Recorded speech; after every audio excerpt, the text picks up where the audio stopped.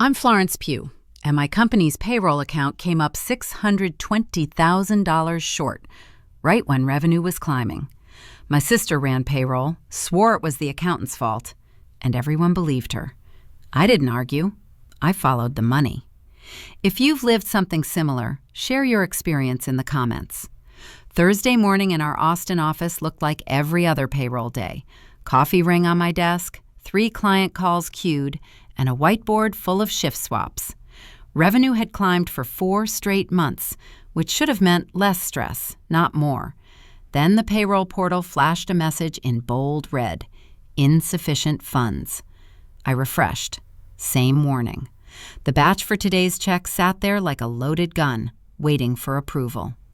My bank app showed the payroll account balance. It was lower than it had any right to be. A quick calculator tap told me the gap was $620,000. Kelsey ran payroll. She was my older sister, the one who liked to say she kept the lights on, while I handled clients and operations. I called her. She answered on the second ring, already sounding annoyed. "Tell me you're seeing this too," I said. "Seeing what?" she asked, like I'd called about a broken stapler. "The payroll account. We're short." A pause. Not surprise, more like she was scrolling. "How short?" she said. "620. "That's enough for Miguel to explain," Kelsey replied. Miguel was our CPA. Good at his job, not a magician. "Send me the detailed report," I said. "Printer's jammed," she said. "I'm coming over." She arrived fast, hair still wet, badge already on. Kelsey walked straight to the printer, opened the tray, and yanked out a warm stack of pages like she'd been waiting to perform this exact trick. Paper fluttered onto the floor. She scooped it up, tapped it on the counter, and slid it into a folder. "Where's the vendor summary?" I asked. "It's in there," she said, not looking up. A text buzzed from our site supervisor. "Paychecks didn't hit. Guys are asking." Another followed. Then another. Different locations, same sentence. I headed down to the main floor where coordinators were fielding calls. People weren't yelling yet, but the air had that tight, held breath feeling. Someone said my name like it was an accusation. Kelsey hovered behind me, thumbs moving over her phone. "Don't make this a scene in front of them," she murmured. At my desk, I pulled the payroll screen back up. For half a second, a vendor line popped into view. Family First Payroll Solutions, before Kelsey leaned in and clicked another tab. "Why is that even there?" I asked. "It's nothing," she said. "Fees, admin stuff." On the hallway monitor, the access panel read, "Offline, maintenance." Convenient timing. Same morning, same system. An automated email landed in my inbox. "Payroll file must be approved by Friday, 5 p.m. I looked at the vendor name again and heard myself say, flat as a grocery list, "Family first, wages second." Kelsey didn't laugh. She just held out her folder. My finger hit call on the bank's fraud line, while the other hand opened the payroll batch. The page loaded, stalled, then a small banner appeared. Access changed. The screen blinked again, and my login kicked me out. The payroll portal dumped me back on the sign-in page like I'd imagined the whole thing. Password, 2-factor code, another password reset. The system stayed polite while it refused me. Access denied. Kelsey's folder sat on my desk, thick with paper she'd scooped up like it was evidence from a crime scene. Down the hall, coordinators kept answering calls with the same forced calm. Out in the field, supervisors stopped texting and started calling. "Florence, are we paying today or not?" "Give me an hour," I said. "People don't have an hour."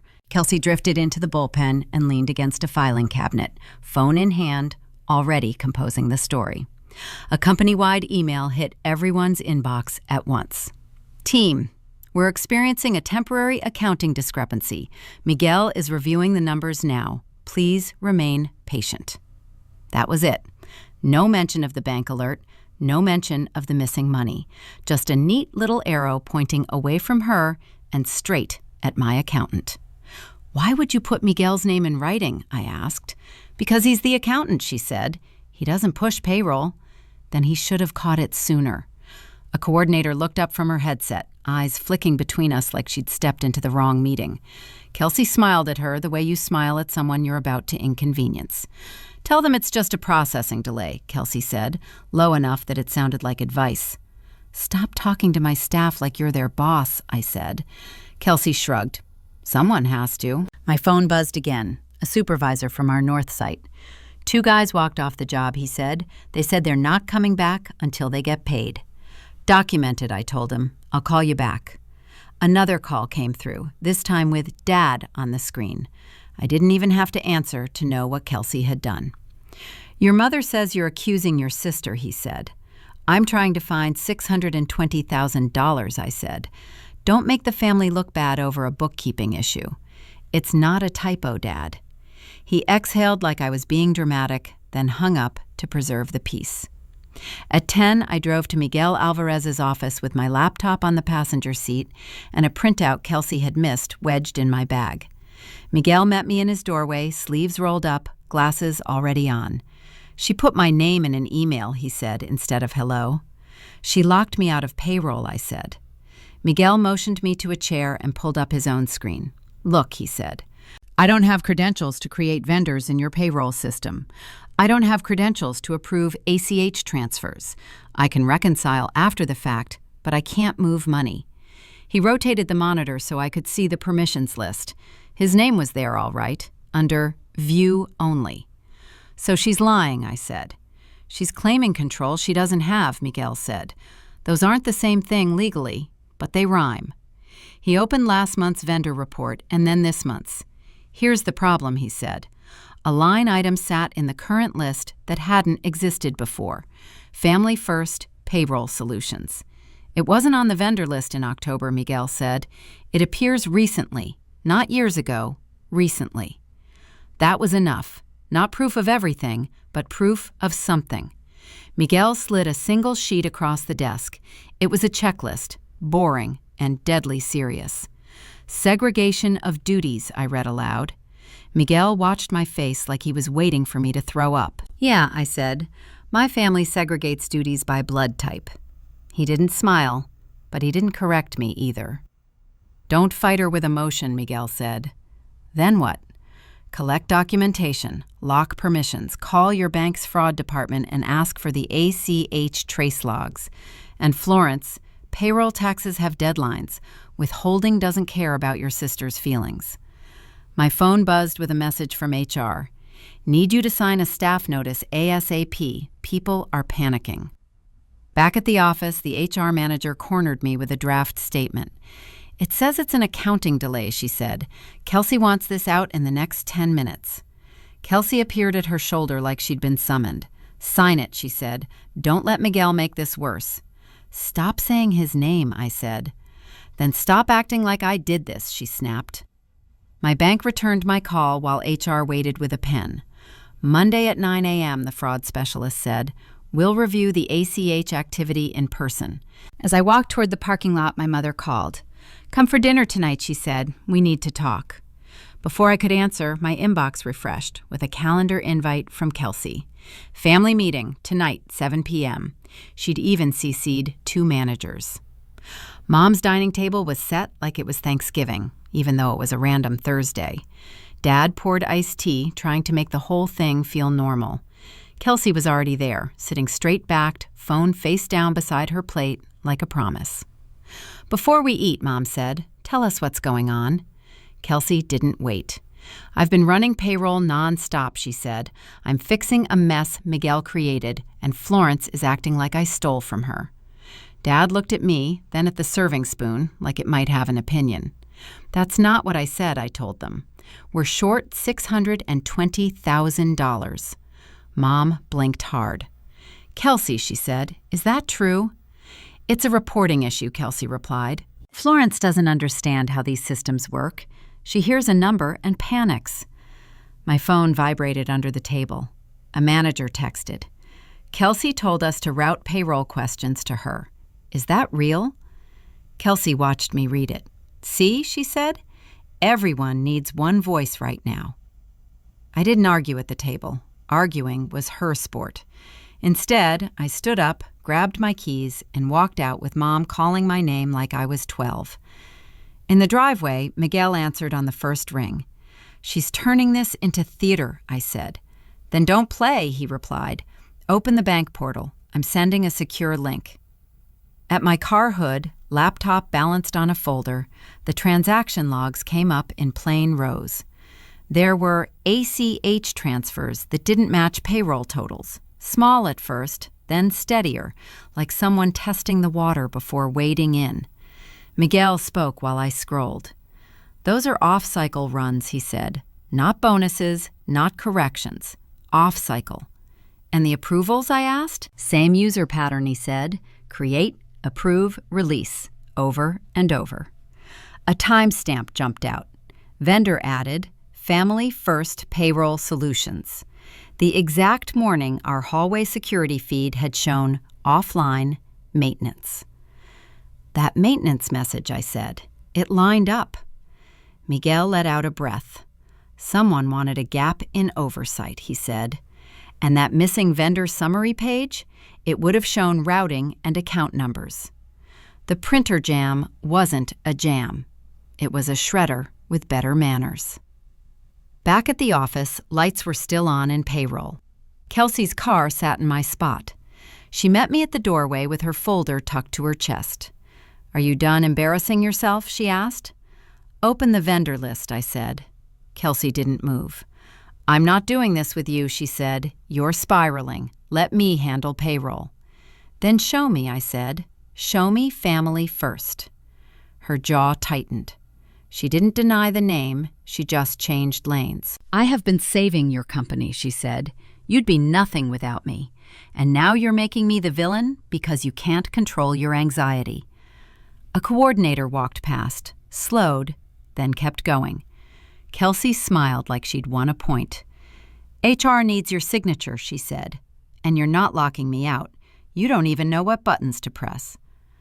I went to my desk and pulled up the admin settings, using the backup credentials our payroll rep had set up months ago.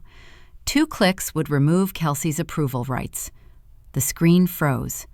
A pop-up appeared. Access changed. My email chimed. Company-wide. Effective immediately, Kelsey Pugh will serve as the payroll point of contact to prevent repeat errors. I forwarded it to Miguel with one line. "She's right," I wrote. "The mistake keeps repeating because it's the same person repeating it." Miguel responded with a single attachment request and a note. "Get the receiving account details. If you can't, I'll pull what I can from the bank meeting Monday." Another message followed with a name and an address. Family First Payroll Solutions, registered at a co-working space on South Congress. Verify it tonight. I grabbed my keys again and headed for the stairs, moving fast enough that my badge slapped my shirt. At the bottom, my phone rang. The bank. "We're seeing a new ACH authorization pending," the fraud specialist said. "It's queued right now." My feet stopped for half a beat, then reversed, taking the steps 2 at a time. Back at my desk, the fraud specialist stayed on the line. "We're stopping that authorization," she said. "Not stopping," I replied. "Pausing. Whatever word keeps my people paid." "Ma'am, we can place a temporary hold," she said, "but if we see more suspicious activity, we may freeze the account." "Do it," I said. "Send me whatever form you need." Kelsey appeared beside the HR manager before I could even hang up. She had her fixer voice on, the one she used with vendors and relatives. "Florence is overwhelmed," she told HR, loud enough for the bullpen. "I'm handling payroll communication." HR looked to me like a kid waiting to see which parent won. "Who has authority right now?" she asked. "She does," Kelsey answered. "My login got changed," I said. "By the system," Kelsey said. "It locks people out when they click the wrong thing." An email popped up from a site lead. "We're canceling tomorrow's shift. Guys won't show." Another followed. "Employee complaint filed with the state hotline." My phone lit up with our biggest client's number, the one that kept half our recruiters employed. I answered with my name and nothing else. "Florence, your people didn't get paid," the client's ops director said. "I'm fixing it," I said. We can't have a payroll fraud issue tied to our contract, she said. If our legal team hears freeze or investigation, we pull out. Oh, you'll get paid staff, I said. I can't promise what words your bank uses. Then don't bring your family drama into our account, she snapped. Within an hour, I was at the bank's downtown branch, escorted to a small office with a fraud specialist and a treasury manager. Kelsey came too, acting like she'd been invited. She's our payroll administrator, she said. Florence gets anxious when numbers move. The treasury manager slid a printed notice across the desk. It listed dates, amounts, and a neat label. Suspected unauthorized ACH activity. Until we complete review, these accounts are on hold, he said. Hold means no outgoing liars, no vendor payments, and no payroll batch releases. Kelsey leaned forward. That's fine, she said. I can authorize what's legitimate. You can't, the fraud specialist said. My mother called while the treasury manager stepped out to make copies. Are you at the bank, she asked. Kelsey said you're accusing her in public. Dad's voice came on the line, too, like they were sharing a handset. I'm trying to unlock payroll, I said. Don't call attorneys, Mom said. People will talk. Kelsey held her phone up, showing a text chain with my parents, as if it proved something. See, she said, they want this handled as a family. The fraud specialist returned with a pen. This is not a family process, she said. Miguel joined by speakerphone, voice steady. These transfers aren't random, he said. They're structured. Off-cycle entries, then ACH to a vendor that didn't exist last month. Kelsey scoffed. He's covering himself. Miguel ignored her. Florence, stop trying to win an argument. Treat this like fraud. The treasury manager returned with another sheet, an internal service ticket from our payroll provider. The maintenance request for the hallway system wasn't automatic. It had been scheduled days earlier under Kelsey's admin email. And this, the manager said, tapping a line, shows an approval note tied to your user, Florence. It reads, reviewed. Okay. Kelsey's eyes slid to me. You must have clicked it, she said. I told you you don't know what buttons do. The hold hit immediately. My phone already filled with notifications as payments failed, subscription renewals, a uniform vendor, even our office rent draft.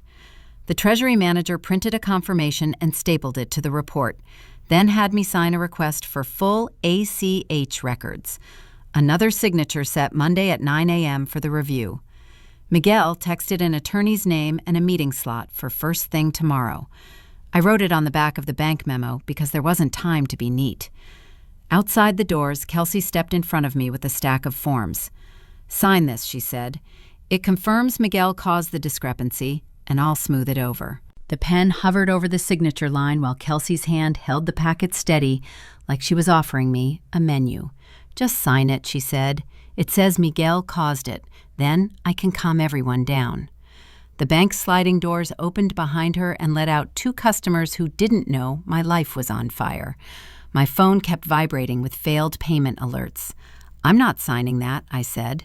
Kelsey's mouth tightened, then smoothed back into her customer service face. Florence, you're making this harder than it needs to be.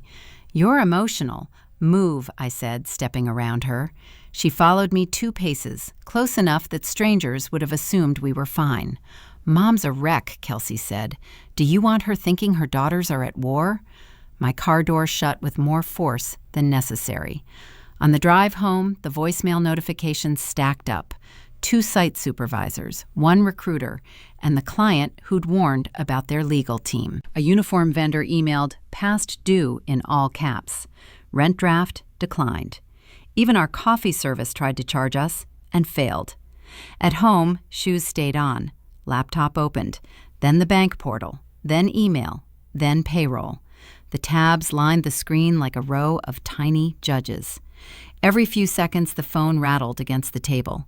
A recruiter called again. Florence, people are threatening to walk, she said. One of them asked if we're going bankrupt. Tell them payroll is being reviewed by the bank, I said. Don't use the word fraud. She hesitated. Is it fraud? She asked. Tell them we're working it, I said, and ended the call before my voice changed. A new text from Dad arrived. Stop accusing your sister. Handle this privately. Another from Mom. Please don't do anything you can't take back.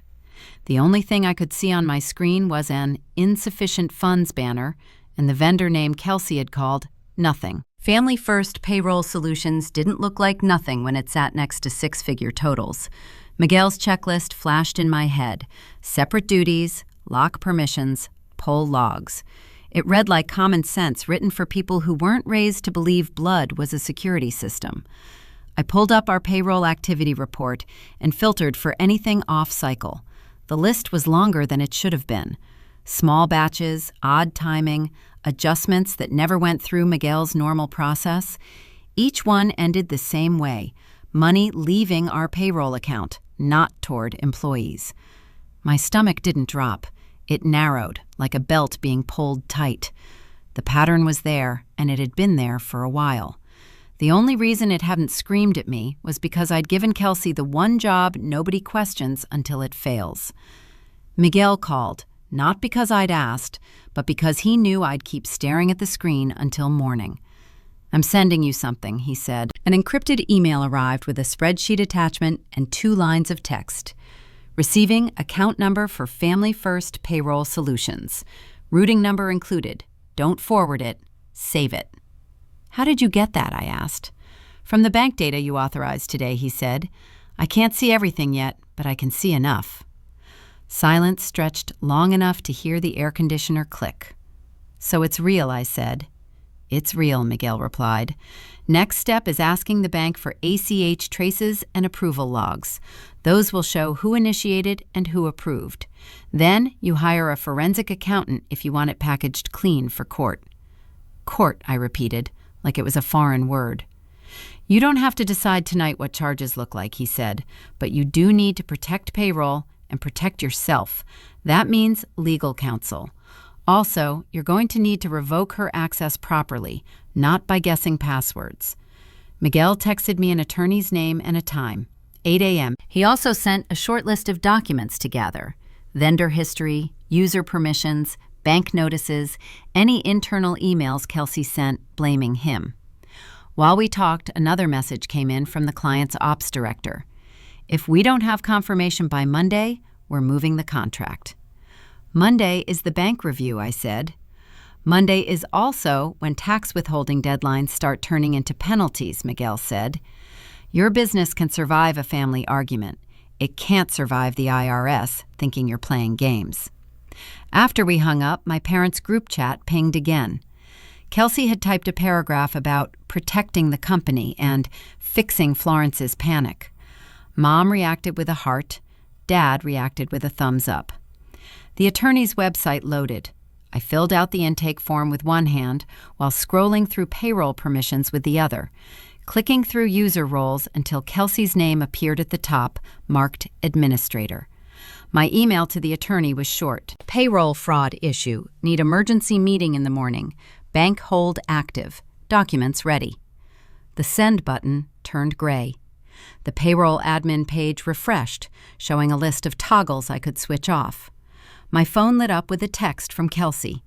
"Be there early tomorrow. We're finishing payroll." At 7:45 a.m., Kelsey's reminder sat on my lock screen. Payroll close, 5 p.m. I drove straight to Nora Blake's office with my laptop and the bank packet from yesterday. Nora led me into a conference room. "Facts first," she said. "Payroll account is short $620," I said. "My sister Kelsey ran payroll. Now I'm locked out." Miguel joined by phone. He'd pulled what he could from the bank data I authorized, the receiving account and routing numbers tied to Family First Payroll Solutions, plus a list of off-cycle runs that weren't tied to employee pay. Nora scanned the dates. "This isn't one mistake," she said. "This is a process." We went to the bank together. The fraud specialist slid over ACH traces and approval logs. "Same user created and approved these," she said. "It's consistent across months." She pointed to transfers labeled tax adjustment and vendor fee, each routed to the same destination account. The totals weren't random. They stacked toward the same missing $620. The username was Kelsey's, again and again. The Treasury manager added a business registration printout for Family First Payroll Solutions. LLC formed last spring, he said. EIN on file, mailing address listed. Kelsey's name appeared as organizer. The trace report climbed in ugly steps, 5,000 here, 12 there, until it landed on $620,000, spread across enough entries to masquerade as routine cleanup. Miguel's voice sharpened. "That's a shell," he said. "She built a vendor to pay herself." Nora asked one question that mattered to the bank. "Is Florence the sole authorized signer on the payroll account?" she said. The manager hesitated. "The payroll platform lists Kelsey as administrator," he said. "Without a court order or internal resolution, we can't treat her as a stranger." So the bank could flag her, but it couldn't ignore her. The registration address was a co-working space on South Congress, so we drove there next. A receptionist checked her system and pointed at a wall of mail slots. "They rent a mailbox," she said. "No office, no desk." Family First Payroll Solutions had a label like any other tenant. Seeing it in plastic made it feel less like a glitch and more like a plan. Nora asked for the mailbox agreement. The receptionist printed a confirmation. Month to month, paid with a debit card, no on-site contact. Paperwork that looked legitimate until you needed a person. Back at my office, HR had called an urgent alignment meeting. Kelsey was already seated with Tara from payroll support. Tara spoke before I could.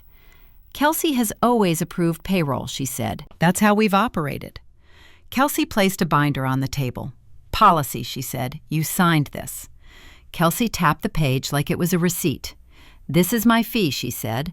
"I've carried payroll while you chased clients. If you wanted audits, you should have hired a department, not your sister." She flipped to a page with my typed name and a scanned signature.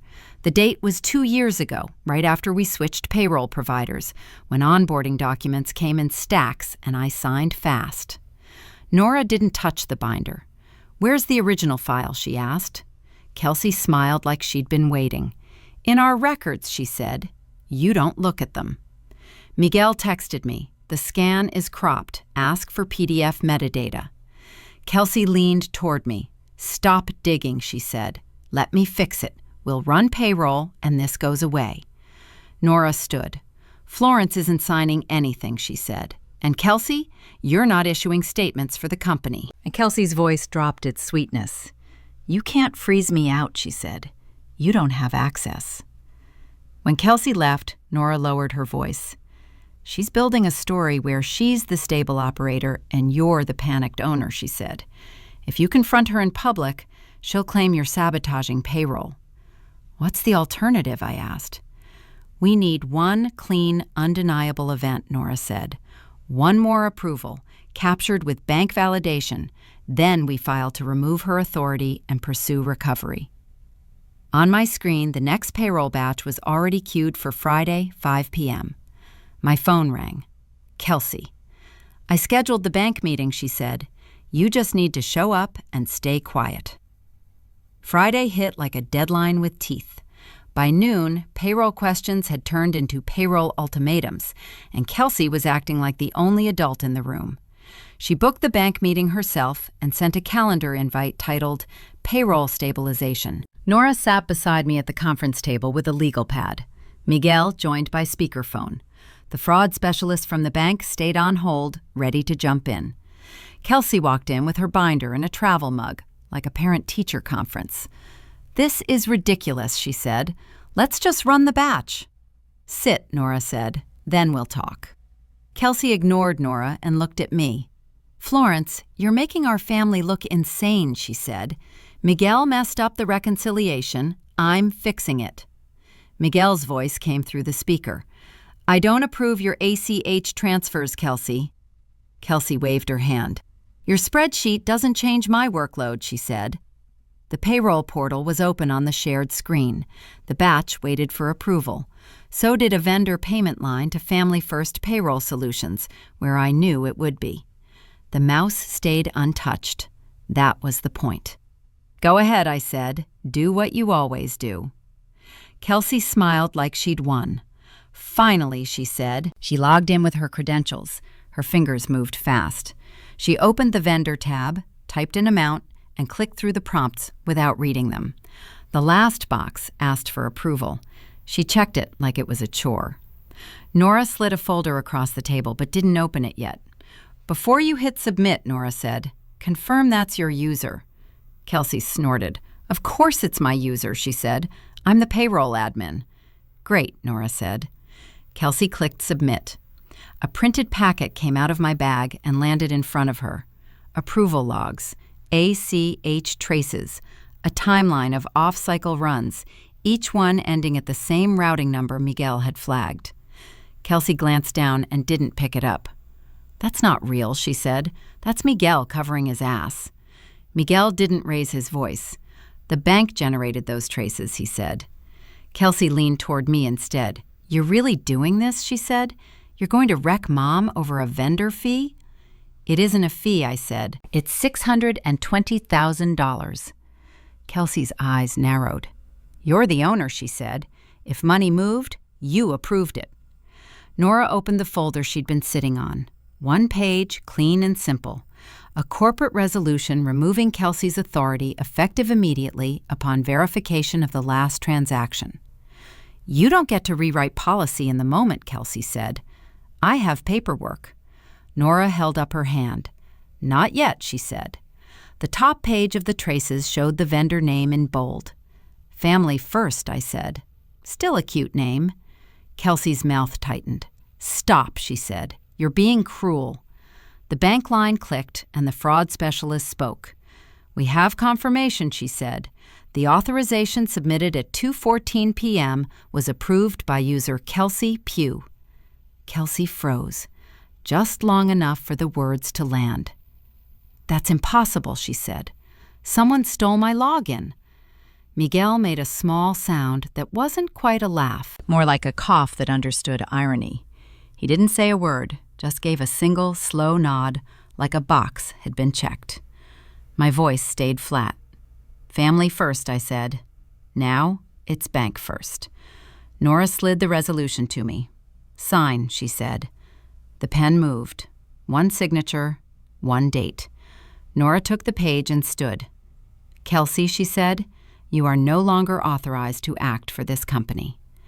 Kelsey reached for the packet of traces, fast and angry. "Give me that," she snapped. The building's security guard, already waiting outside the door at Nora's request, stepped in and blocked her path. Kelsey's hand hung in the air, then curled into a fist. "You set me up," she said. The fraud specialist spoke again, calm as a utility bill. "We're freezing the receiving account and opening a formal case," she said. "We'll need a statement from Ms. Pugh." My phone buzzed in my palm and the caller ID flashed. Fraud Department. Kelsey inhaled, ready to scream, but Nora kept her gaze steady. I lifted the phone, thumb hovering over answer, while Kelsey's eyes locked on me. "Fraud Department," a voice said. "We need her statement now." "Put her on the line," the fraud specialist said. Kelsey stared at my phone as if it were a weapon. "I'm not giving a statement," she said. Nora held out her hand. "Then you can tell them that," she said. I put the call on speaker. "This is Kelsey Pugh," I said. "She's here." The specialist's tone stayed neutral. "Ms. Pugh, we need you to confirm whether you authorized the transfer at 2:14 p.m. Kelsey's eyes flicked to the paperwork on the table. "I don't know what you're talking about," she said. "Understood," the specialist replied. "We'll proceed with the case file. Please do not attempt additional access." Kelsey lunged for the printed traces again. The security guard stepped between us, palms up. "Ma'am, you need to leave," he said.